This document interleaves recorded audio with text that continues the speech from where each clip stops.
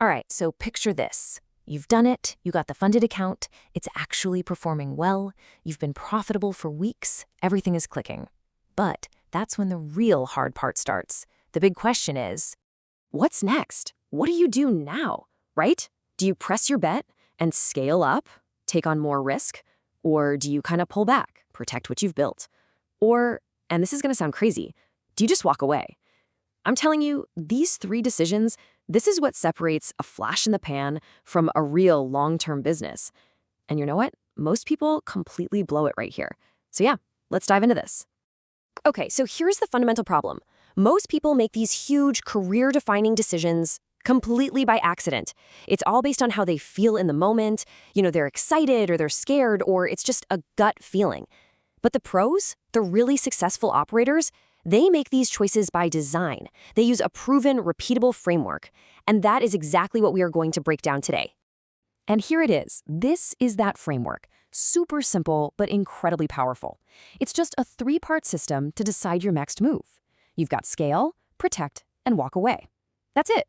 So let's start with the one everyone gets really excited about, right?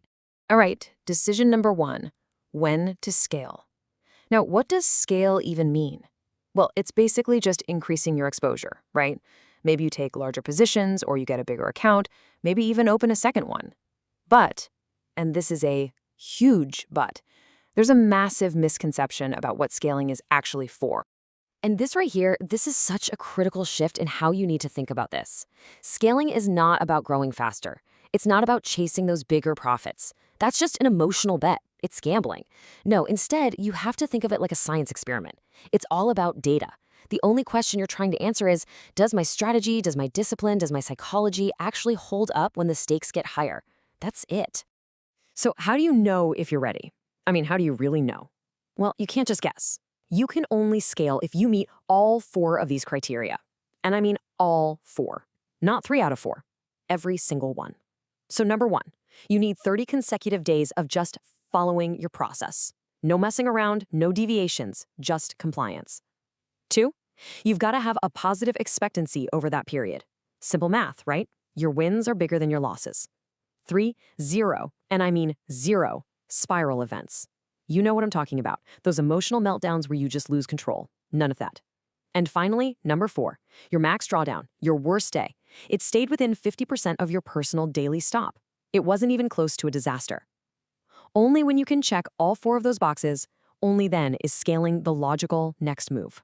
Okay, let's move on to decision number 2, because they all build on each other. And that is knowing when to protect. Now listen, this isn't just about being cautious. That's not a strategy. This is a defined strategic mode you shift into when certain conditions are met. And this is such a key idea to get your head around. Going into protection mode is not a sign of weakness. It's not a retreat. It's actually a sign of sophistication. It's your system being smart enough to acknowledge that, hey, decisions don't happen in a vacuum. You're a human being, right? Life happens. Your psychology changes. The market itself changes. A good system has to be able to adapt to protect not just your money, but your mindset too. So what are the triggers? What are the signals that tell you to flip that switch?